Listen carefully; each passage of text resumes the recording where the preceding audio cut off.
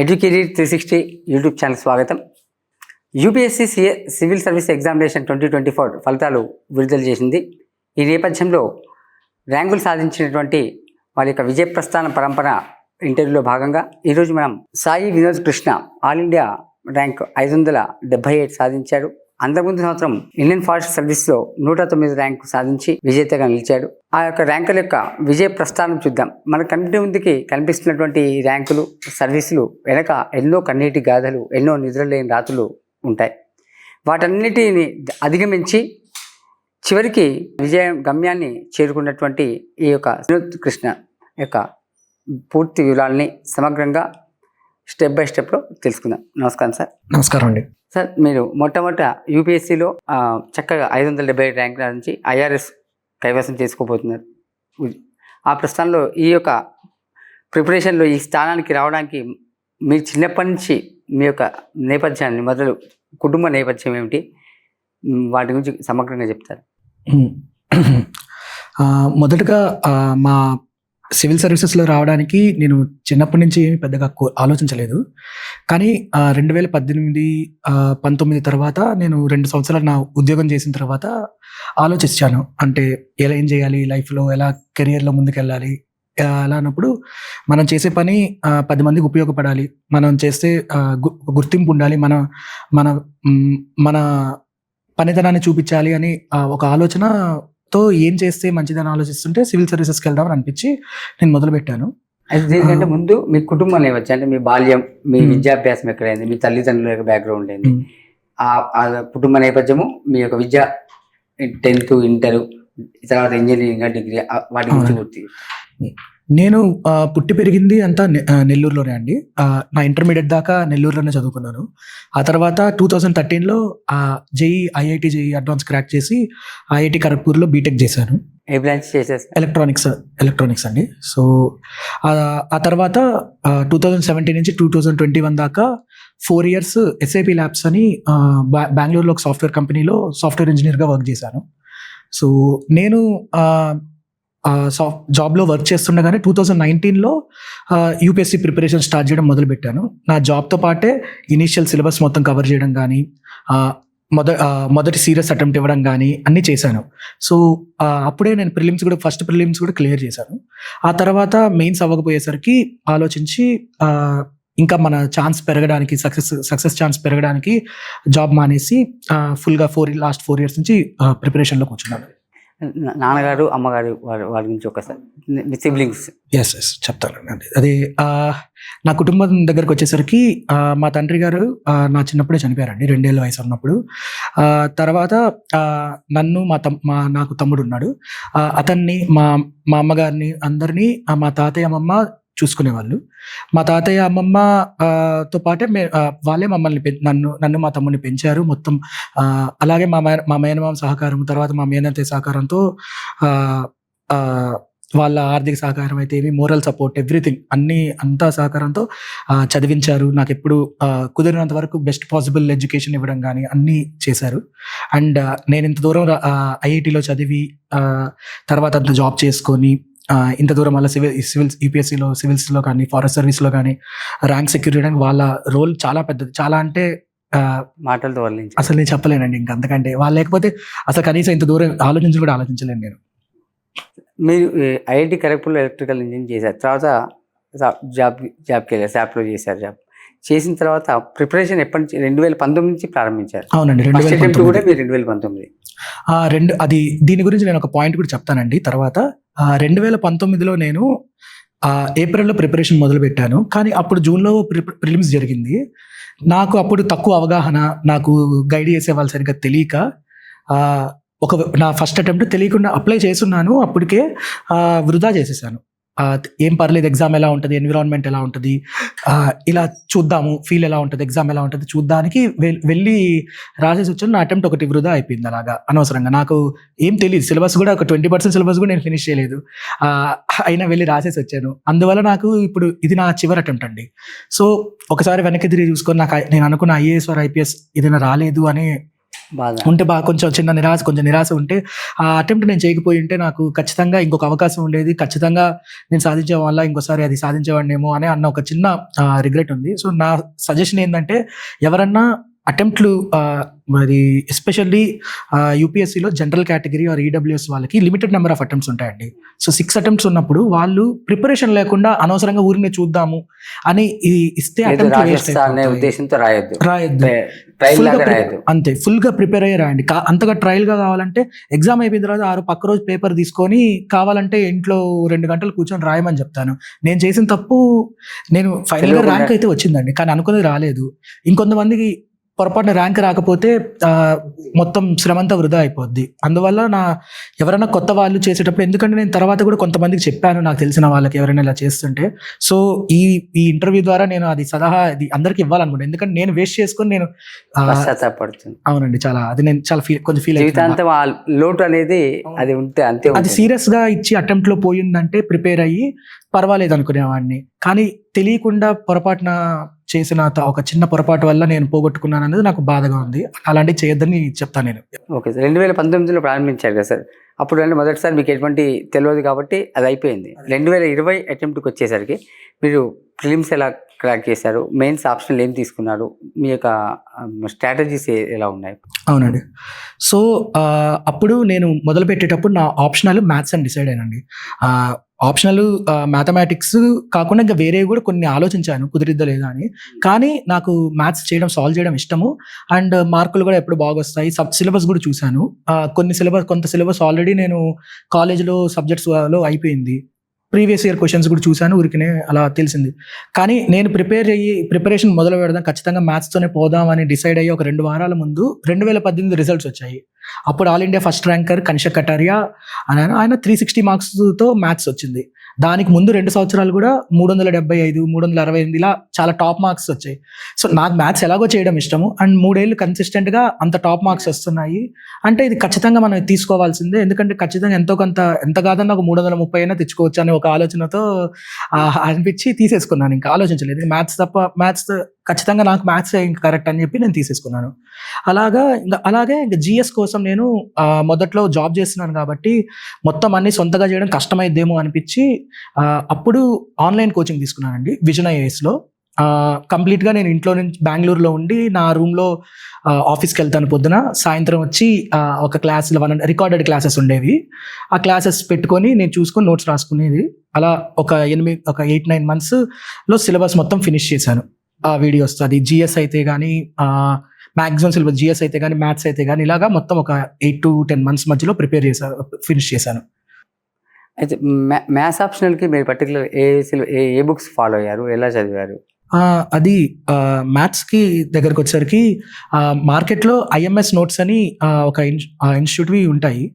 అది రకరకాల standard text books నుంచి క్రియేట్ చేసిన ఒక ఎక్స్ట్రాక్ట్ చేసిన గుడ్ నోట్స్. అది 70 to 80% ఆఫ్ ఎగ్జామ్ డిమాండ్కి సెట్ అయిపోతుందండి. అంటే ఒకప్పుడు ఇంకా ఎక్కువ సెట్ అయ్యేది. ఇప్పుడు యూపీఎస్సీలో గత 3-4 ఏళ్ళ నుండి క్వశ్చన్స్ వస్తున్నాయి కదండి. క్వశ్చన్స్ ప్యాటర్న్ ఎవాల్వ్ అయింది. కొంచెం కొత్త క్వశ్చన్స్ అడగడం, కొంచెం కొత్త వేరే ఎక్కడి నుంచి అడగడం మొదలు పెట్టాడు, కొంచెం కొత్తవి అడగడం. దానివల్ల ఐఎంఎస్ నోట్స్ ఒకప్పుడు పూర్తిగా ఒట్టి ఐఎంఎస్ నోట్స్ సరిపోయేది అనేవాళ్ళు. ఇప్పుడు 70 to 80% సరిపోద్ది అంట. నేను ఇంకేమైనా కొన్ని టాపిక్స్కి లైక్ మనం ఫ్లూయిడ్ డైనమిక్స్ అయితే కానీ, మెకానిక్స్, లేకపోతే పార్షల్ ఆర్డినరీ డిఫరెన్షియల్ ఈక్వేషన్స్, ఇలా కొన్ని టాపిక్స్ ఉన్నాయి. వీటిలో కొన్ని క్వశ్చన్స్ కొత్తగా అడుగుతున్నాడు. సో వీటి కోసం మనం టెస్ట్ సిరీస్ కానీ ఏదైనా బుక్స్ దొరుకుతాయండి ఆన్లైన్లో మెటీరియల్లో. సో వాటిల్లో చూసి ఏమైనా కొన్ని ప్రీవియస్ ఇయర్ క్వశ్చన్స్ చూసి మనం కొన్ని ప్రిపేర్ అయితే మంచిదని చెప్తాను. యాక్చువల్గా అంటే మ్యాథ్స్ అనేది ఒక సిలబస్ పరంగా చూసి వ్యాస్ట్ సిలబసే ఉంటుంది. దాన్ని ముఖ్యంగా ఇంజనీరింగ్ నుంచి ఎక్కువ మంది వస్తున్నప్పుడు వాళ్ళకి చాలా యూస్ఫుల్ సబ్జెక్టు. దీన్ని ఎంత సమయంలో మనం పూర్తి చేయగలుగుతాం సార్? సీరియస్ ఆస్పిరెంట్గా అయితే ఆప్షన్ కంప్లీట్ చేయడానికి ఎన్ని నెలలు పడుతుంది? చూడండి, అది జనరల్గా జనరల్ ఆప్షనల్స్ అన్ని 3 to 4 months సరిపోతుంటారు. కానీ మ్యాథ్స్కి వచ్చేసరికి కంప్లీట్లీ డిఫరెంట్ అండి. 6 to 7 months జస్ట్ ఫుల్గా రోజు ఒక 4 to 5 hours ఎఫర్ట్ పెడితే 6-7 months కూడా ఫుల్ ఫ్లెడ్జ్డ్ ప్రాపర్గా చేస్తే అయిపోద్దండి. అంటే ఇంకొంచెం అటు ఇటు అలా అయితే 8 to 9 months మీకు సిలబస్ ఫినిష్ చేయడానికే పడుతుంది. అంటే అన్నీ ఒకసారి చదివి కాన్సెప్ట్స్ అర్థం చేసుకొని కొన్ని ప్రాబ్లమ్స్ ప్రాక్టీస్ చేసి అంతా చేసేసరికి 6 to 8 months యావరేజ్గా పడుతుంది, depending upon seriousness and time invested. అది అంత అయింది అంటాను. కానీ అక్కడితో సరిపోతే దాని తర్వాత షార్ట్ నోట్స్ చేసుకోవాలి, ప్రాబ్లమ్స్ రివైజ్ చేయాలి, ప్రాక్టీస్ చేయాలి. ప్రాక్టీస్ చేస్తూనే ఉండాలి. ఒక ప్రాబ్లము మనము ఒక 2 సార్లు చేస్తే మళ్ళీ చేసేస్తామని గ్యారంటీ ఉండదండి. 10 సార్లు 15 సార్లు కూడా చేయాల్సి ఉంటుంది. అది అయితే ఇంకొకటి సార్, ఇప్పుడు సిలబస్ చూస్తే ఇంజనీరింగ్ వాళ్ళకి మ్యాథ్స్ సిలబస్ చాలా తక్కువ ఉంటుంది.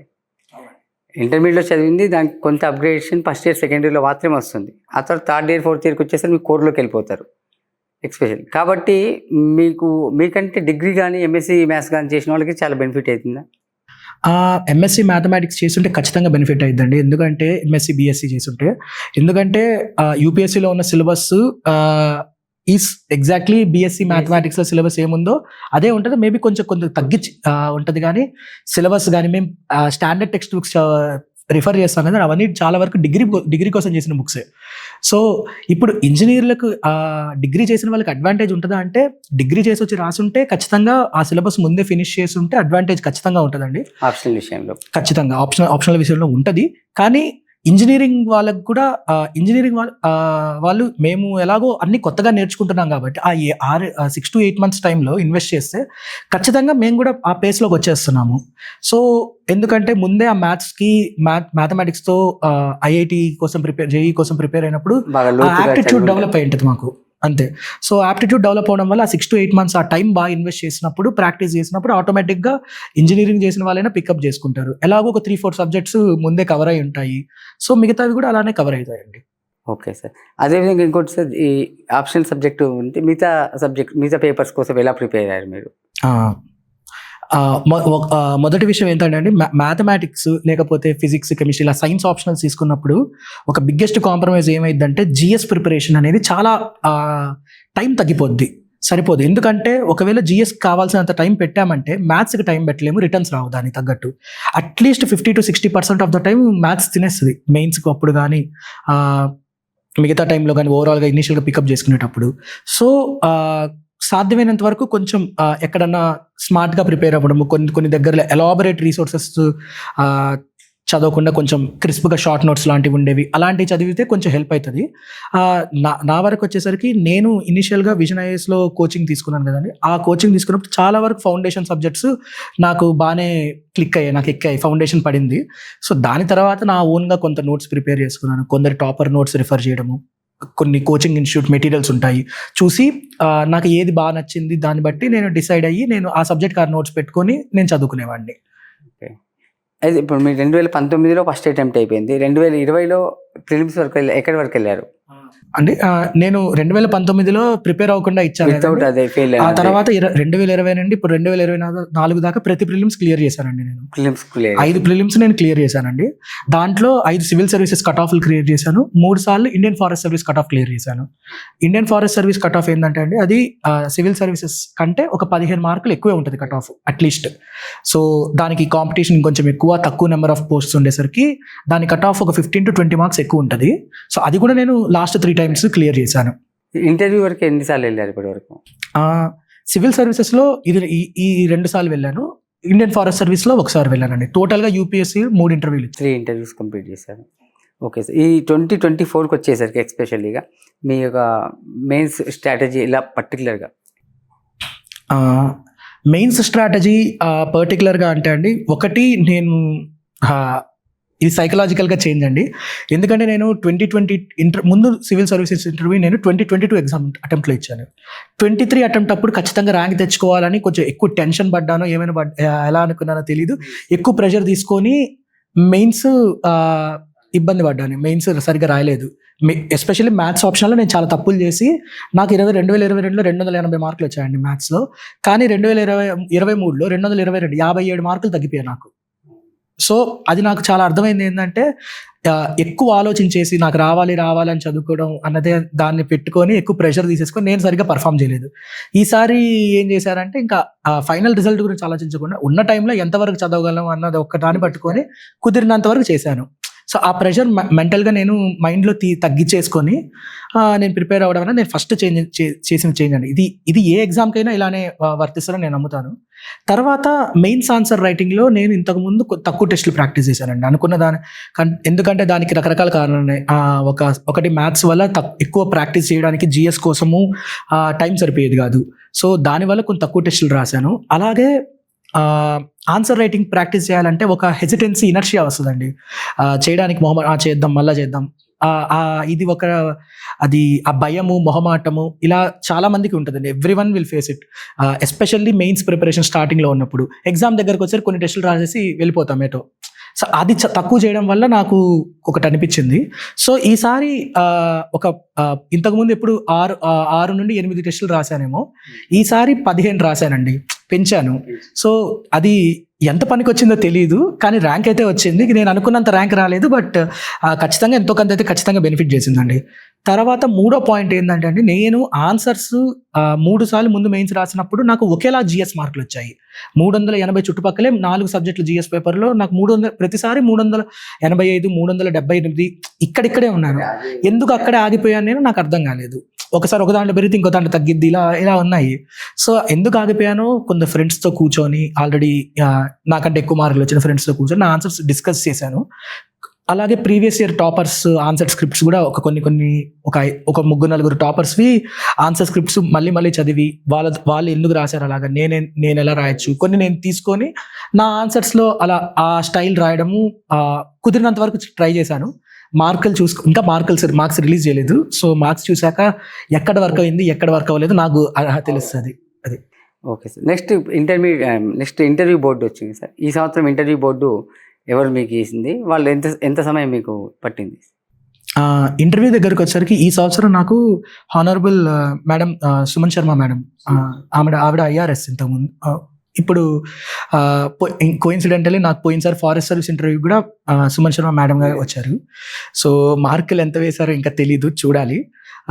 ఇంటర్వ్యూ దగ్గరకు వచ్చేసరికి నా ఇంటర్వ్యూ అప్రాక్సిమేట్లీ 35 minutes అయిందండి. మారథాన్ పెద్ద ఇంటర్వ్యూనే అయిందండి.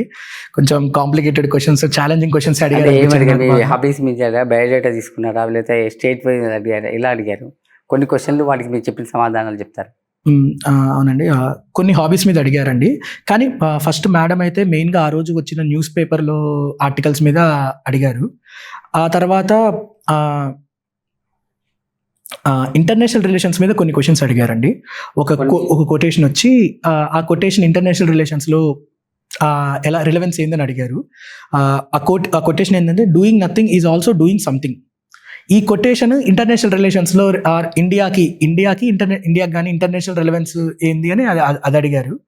అలాగే నా డాఫ్లో ఫుట్బాల్ ఉంటుందండి. ఫుట్బాల్ దీని రిలేటెడ్ ఉన్నాయి.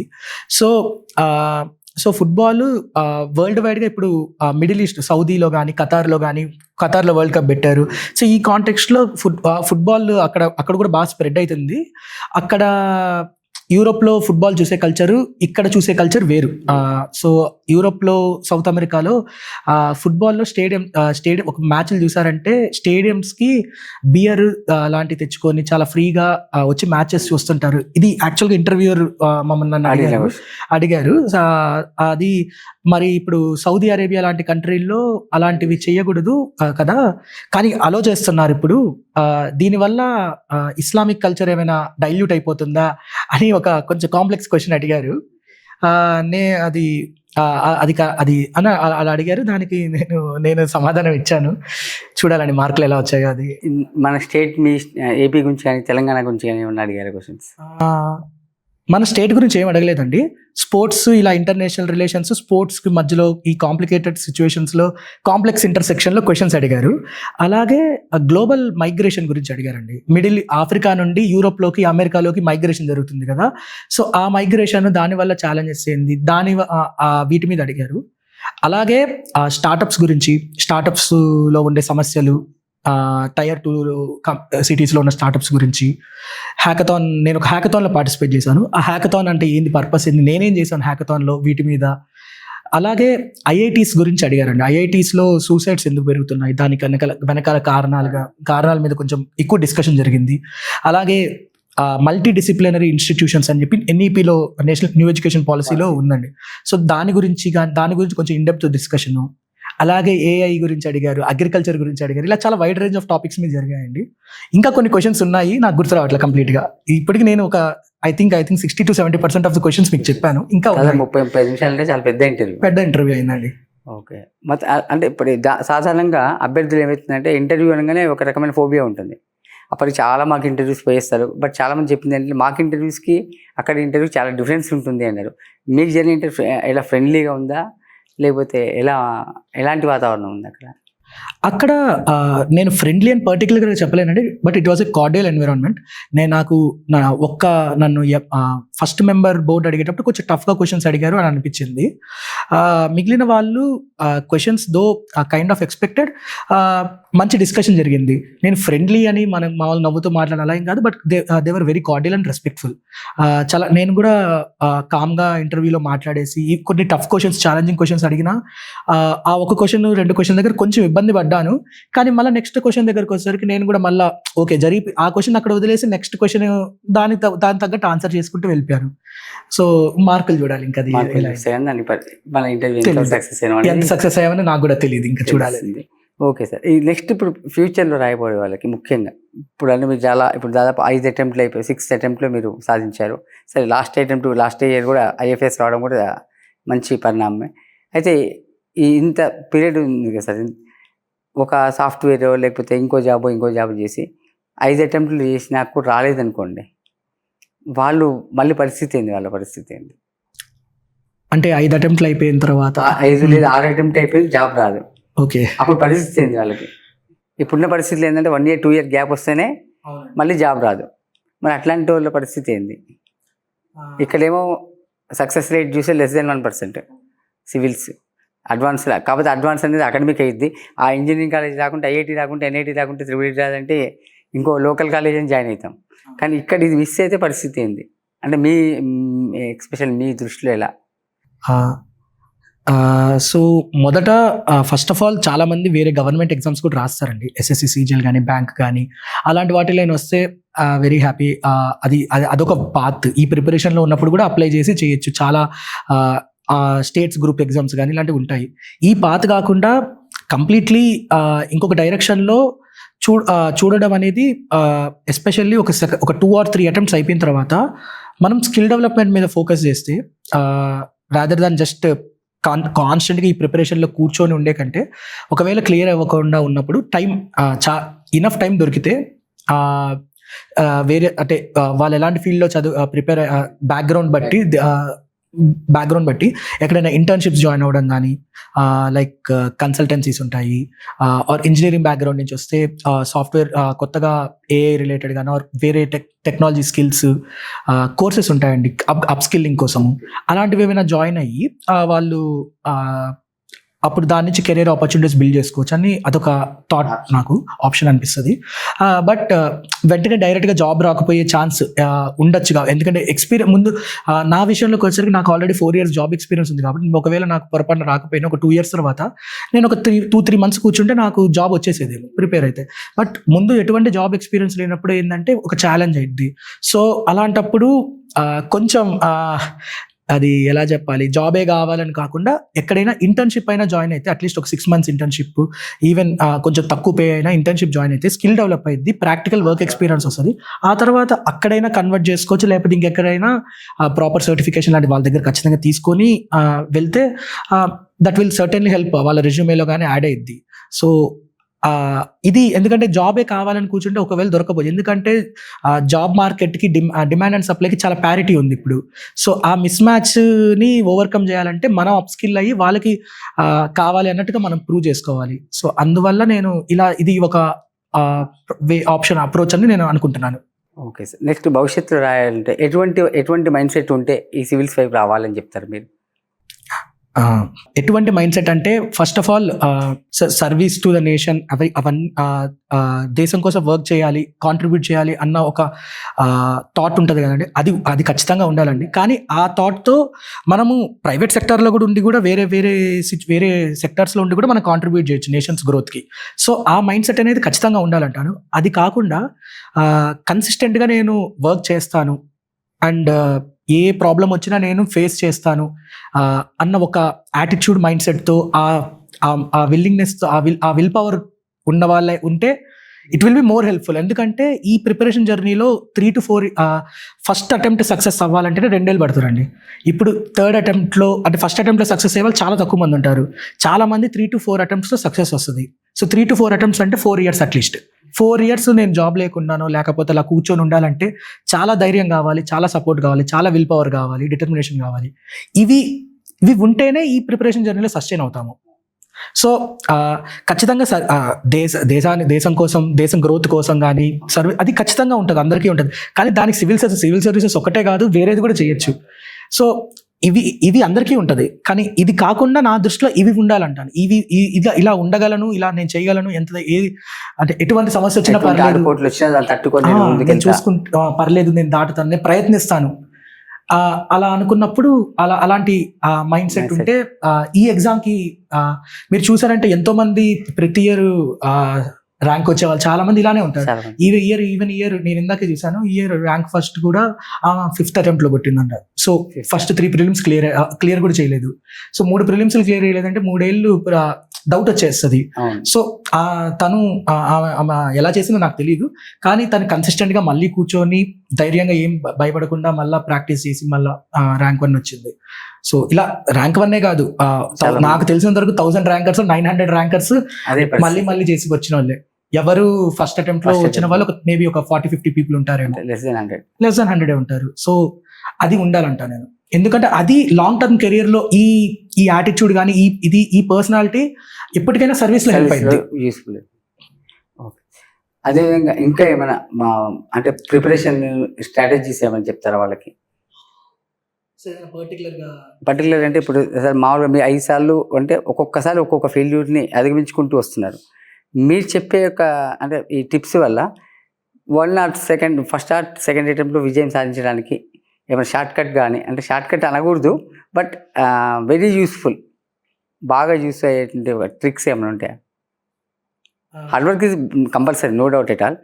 బట్ కానీ దాంట్లో ఏంటంటే అనుభవంలో డైరెక్ట్ ఇప్పుడు ఇక్కడి నుంచి మనం అక్కడ పోతే మెయిన్ రోడ్ ఇది, ఇట్లా పోతే స్ట్రైట్గా పోతే వచ్చేస్తుంది అని చెప్పగలుగుతాం కదా. అలాంటి మీ అనుభవంతో మీరు ఏం చెప్పాలి? సో ఒకటి రీసోర్సెస్ అయితే చాలా ఉన్నాయండి మార్కెట్లో, టాపర్స్ రీసోర్సెస్ అన్నీ చెప్తారు. కానీ కొన్ని టాపర్స్ని ఎవరైనా పిక్ చేసుకొని మన పర్సనాలిటీకి, మన సబ్జెక్ట్స్కి, మన అప్రోచ్కి సూట్ అయ్యే పర్సనాలిటీస్ ఏమైనా ఉంటే అలాంటి టాపర్స్ని గైడెన్స్ కానీ, వాళ్ళ టెలిగ్రామ్లో చాలా ఇన్ఫర్మేషన్ ఉంటుంది, వాటిని తీసుకొని ఫాలో అవ్వడం ఒక వే అండి. అది ఒక సజెషను. ఇది కాకుండా జస్ట్ జనరల్గా మన ప్రిపరేషన్లో డెసిషన్, ఇది నేను ఈ ఒక అడ్వైస్ నేను చాలా మందికి జనరల్గా కూడా ఎప్పుడైనా ఫ్రీ టైంలో ఉన్నప్పుడు ఎవరైనా మాట్లాడుతుంటే చెప్తాను. సో ఒకటేంటంటే అండి, ఇప్పుడు ఎవరన్నా మనకు సజెషన్ ఇస్తారు కదా, ఆ సజెషన్ పూర్తిగా డిస్కార్డ్ చేయకూడదు, అలా చెప్పి గుడ్డిగా కూడా ఫాలో అవ్వకూడదు. ఎందుకు ఇచ్చారు, మనకి ఆ సజెషన్ ఎందుకు ఇచ్చారు, అది మనకి ఎందుకు పర్పస్ ఏందో ఒకసారి ఆలోచించి, అది మనకి వర్క్ అయిందో లేదో కొంచెం ట్రై చేసి, వర్క్ అయితే ఆ సజెషన్ తీసుకోవాలి. లేకపోతే మనకు తగ్గట్టు ఏమైనా చేంజెస్ చేసుకునైనా పోవాలి. నేను ఇది ఎందుకంటే కొందరు చాలా మంది బ్లైండ్గా ఫాలో అయిపోతారు, చెప్పినట్టు. వాళ్ళకి ఆ ప్రిపరేషన్ స్ట్రాటజీ వర్క్ అవ్వకపోవచ్చు, వాళ్ళకి అప్రోచ్ వర్క్ అవ్వకపోవచ్చు. వాళ్ళకి తగ్గట్టు వాళ్ళు ఆ స్ట్రాటజీ కానీ అప్రోచ్ కానీ చిన్న ట్వీక్ చేసుకుంటే వాళ్ళకి చాలా హెల్ప్ అయ్యింది. కానీ అలా అంత ఆలోచించకుండా చేసుకుంటారండి. ఇది నేను ఎందుకంటున్నానంటే, ఒక ఆస్పిరెంట్ అవ్వాలనుకునేది ఒక IAS, IPS లేదా IR ఏదైనా ఫారిన్ సర్వీస్ వెళ్ళాలన్నా, they have to make decisions for a whole district or even at a higher stage. ఒక స్టేట్ మొత్తానికి, దేశం మొత్తానికి డెసిషన్ తీసుకోవాలి. తన కోసమే తను డెసిషన్ తీసుకునేవాడు అసలు ఒక డిస్ట్రిక్ట్కి, స్టేట్కి ఎలా డెసిషన్ తీసుకుంటాడని నేను అనుకుంటాను. సో మనం అవతల వాళ్ళు చెప్పేది ఎందుకు చెప్పారో వినాలి. ఆలోచించాలి, మనం కూడా మనకు అది ఆలోచించాలి. సరిపోతుందా సరిపోవట్లేదు సరిపోవట్లేదని ఆలోచించుకోవాలి. ఎందుకంటే చాలా రీసోర్సెస్ ఉన్నాయి. నేను కొత్తగా రీసోర్సెస్ ఇది చెప్పాల్సిన అవసరమే లేదు అక్కడ. నాకంటే బెటర్గా చెప్పిన వాళ్ళు చాలా మంది ఉన్నారు, తెలిసిన వాళ్ళు ఉన్నారు. కానీ అది మనకు సూట్ అవుతుందా లేదా, ఆర్ మనకి ఏది అవసరము ఇది మనం ఆలోచించి మనం డిసైడ్ అవ్వాలండి. సో ఇది నేను కొన్ని నా ప్రిపరేషన్లో నాకు త్రూ స్టడీ హాల్స్లో కానీ ఇక్కడ వేరే దగ్గర కానీ కొందరిని చూశాను, నా జూనియర్స్లా కానీ వాళ్ళు చూసినప్పుడు నేను అబ్జర్వ్ చేశాను. సో ఇది నేను ఈ సజెషన్ చాలా ఇంపార్టెంట్ అని నేను నమ్ముతాను. ఓకే. ఇంకొకటి సార్, ఇప్పుడు మెయిన్గా సోషల్ మీడియా డిస్ట్రాక్షన్స్ ఎక్కువ ఉన్నాయంటారు. అది దానికి సంబంధించి మీరు రాయబోయే విద్యార్థులకి ఏం చెప్తారు? నేనే ఇన్స్టాగ్రామ్, ట్విట్టర్ వాడతానండి. కానీ బట్ యాప్స్ ఎస్పెషల్ ఎగ్జామ్ టైంలో నేను ఏదో యాప్ అన్ఇన్స్టాల్ చేసేస్తాను. ఎగ్జామ్ టైం ఎస్పెషల్లీ, అంటే ప్రిలిమ్స్కి ఒక నెల ముందు, మెయిన్స్ ప్రిపరేషన్ ఆ 3 నెలలప్పుడు నేను ఎస్పెషల్లీ కొన్ని యాప్స్ తీసేస్తాను. అంతగా వాడాల్సి వస్తే ఫోన్లో యాప్ టైమర్స్ ఉంటాయండి, దాన్ని మళ్ళా బ్రేక్ చేయలేనట్టుగా ఇప్పుడు ప్రాపర్గా టెక్నాలజీ యాప్స్ డెవలప్ అయ్యాయి. ఒకవేళ నిజంగా ఉంటే అది పెట్టుకొని రోజుకి ఒక 15 minutes పెట్టుకొని తర్వాత 15 minutes వాడలేము, ఎట్టి పరిస్థితుల్లోనూ వాడలేము. అలాంటివి ఏమైనా టెక్నాలజికల్ సొల్యూషన్స్ వాడచ్చు. యాక్చువల్గా అసలు సోషల్ మీడియాలో అకౌంటే లేదు, ఆర్ అకౌంట్ ఉండి డిలీట్ చేసేసి కంఫర్టబుల్గా ఉంటారంటే హ్యాపీగా డిలీట్ చేసుకోమని చెప్తాను నేను. కానీ కంప్లీట్లీ సోషల్ లైఫ్ నుండి కట్ ఆఫ్ అయితే చేసుకోకూడదు అంటాను. ఫ్రెండ్స్ని అప్పుడప్పుడు కలవడము, ఫ్యామిలీ మెంబర్స్తో టైం స్పెండ్ చేయడము, అప్పుడప్పుడు అంటే మోరల్ సపోర్ట్ చాలా ఇంపార్టెంట్. చాలా అవసరం అవుతుంది. 10 రోజులకు ఒకసారైనా ఒక 1 to 2 weeks ఒకసారైనా ఒక హాఫ్ డే ఫ్రెండ్స్తో అలా బయటికి సరదాగా వెళ్ళడం, స్పెండ్ చేయడము ఉన్నప్పుడు చాలా రిలీఫ్గా ఉంటుంది. బ్రేక్స్లా ఉంటాయి. సోషల్ మీడియా కట్ చేసుకోవచ్చు, బట్ సోషల్ లైఫ్ కట్ చేసుకోకూడదు అంటాను. ఎంతో లిమిటెడ్గా ఉంచుకోవడం బెస్ట్ అంటారు. ఇంకొకటి లాస్ట్ చివరి క్వశ్చన్ సార్, ఇప్పుడు ర్యాంక్స్ రాగానే, అంటే యూపీఎస్సీ ర్యాంక్స్ వచ్చాయి రాగానే అన్ని పేపర్లలో, టీవీలలో ఎక్కడ చూసినా ర్యాంకర్ల యొక్క ఇంటర్వ్యూలు ఉంటాయి. దాంతో తల్లిదండ్రుల్లో నా కొడుకును కూడా అలా చూసుకోవాలి అనే దాంతో పిల్లవాడికి అది ఇష్టం కాదా అవేం తెలియకుండా వాడిని కూడా అటు పంపించేస్తా అంటారు. అట్లాంటి వాళ్ళకి మీరేం చెప్తారు? అంటే చిన్నప్పటి నుంచే అలా రమ్మంటారా, లేకపోతే ఆఫ్టర్ డిగ్రీ తర్వాత వాళ్ళు ఆలోచించుకొని ముందుకు ఏమన్నా వెళ్ళమంటారా? సార్ నన్ను కానీ అడిగితే నేను డిగ్రీ తర్వాత ఆలోచించాలంటాను. చిన్నప్పటి నుంచి ఆలోచన ఉంది, అవకాశం ఉంది, ఆ ఆలోచన ఉందంటే ఆలోచన వరకు ఉంచుకుంటే మంచిదే. కానీ దానికోసం అన్నట్టుగా మనం ప్రిపరేషన్ కానీ మొదలు పెడితే నా దృష్టిలో అది ఒక యాజ్ అన్ ఇండివిజువల్ ఒక చైల్డ్కి ఒక ఇండివిజువల్ పర్సనాలిటీ డెవలప్మెంట్ మీద చాలా ఎఫెక్ట్ అవుతుందని నేను అనుకుంటున్నాను.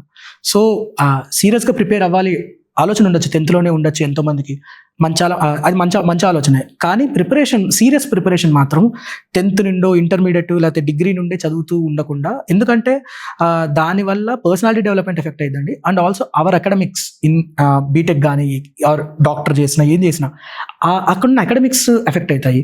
ఒకవేళ యూపీఎస్సీలో క్లియర్ అవ్వకపోతే దీంట్లోనూ స్కిల్ కానీ దీంట్లో కానీ సరిగ్గా డెవలప్ అవ్వదు, కాంపిటెన్స్ బిల్డ్ కాదు. అప్పుడు కెరియర్లో ఏం చేస్తారు, చాలా ప్రాబ్లం అయిపోద్ది. అండ్ చాలా మంది క్లియర్ చేసే వాళ్ళు నాకు తెలిసినంత వరకు అందరూ డిగ్రీ అయిపోయాక, ఎవరిది వాళ్ళ గ్రాడ్యుయేషన్ అయిపోయాకే ప్రిపరేషన్ మొదలు పెట్టిన వాళ్ళు నాకు తెలిసిన ఆల్మోస్ట్ ఎవ్రీవన్. మహా అయితే డిగ్రీ ఫైనల్ ఇయర్లో, అప్పుడు ఎందుకంటే వాళ్ళు ఖచ్చితంగా తెలిసి నేను సివిల్సే చేయాలనుకున్నా కానీ నేను ఫైనల్ ఇయర్లో మొదలు పెట్టుకుంటే అది పర్వాలేదు. కానీ ముందు నుంచే చిన్నప్పటి నుంచే మొదలు పెడితే నా దృష్టిలో it is not I want advice to anyone personally or even public. So నేను చేయను అండి. ఎన్ని కష్టాలు వచ్చినా చిన్నప్పటి నుంచి కుటుంబ నేపథ్యంలో కావచ్చు, ఆర్థిక సమస్యలు కావచ్చు, ఎన్ని సమస్యలు వచ్చినప్పటికీ కూడా వెనకడుగు వేయకుండా తనదైన శైలిలో ఐఐటి సాధించి ఆ తర్వాత ఇటువైపు సమాజానికి ఎంతో కొంత చేయాలి అనే తపంతో ఈ యొక్క సివిల్స్ ప్రస్థానం మొదలుపెట్టి తన 6 ప్రయత్నాల్లో గట్టిగా ప్రయత్నించి చివరికి ఎట్టకేలకు ఐఆర్ఎస్ ర్యాంక్ సాధించారు. అయినప్పటికీ తను మొదటిసారి తెలియక చేసిన చిన్న పొరపాటుతో వాళ్ళ చిన్న రిగ్రెట్ అవుతున్నటువంటి సందర్భం. ఈ యొక్క సాయి వినోద్ కృష్ణ యొక్క ప్రస్థానాన్ని మీరు అవగతం చేసుకొని ఎట్టి పరిస్థితుల్లో కూడా తెలియకుండా మీరు పరీక్ష రాయకండి. మీకు పూర్తి విశ్లేషణ, పూర్తి సామర్థ్యం ఉంది, నేను అటెంప్ట్ చేయగలుగుతా, 100% ప్రిలిమ్స్ మెయిన్స్ క్వాలిఫై అవుతానే నమ్మకం కలిగినప్పుడు మాత్రమే మీరు అటెంప్ట్ చేయడం అనేది ప్రారంభిస్తే మంచిదని తన అనుభవంతో చెప్తున్నాడు. ఈ యొక్క ప్రస్థానం మరింతమందికో స్ఫూర్తిదాయకంగా ఉంటుందని ఆశిస్తూ అందరికీ నమస్కారం. నమస్కారం.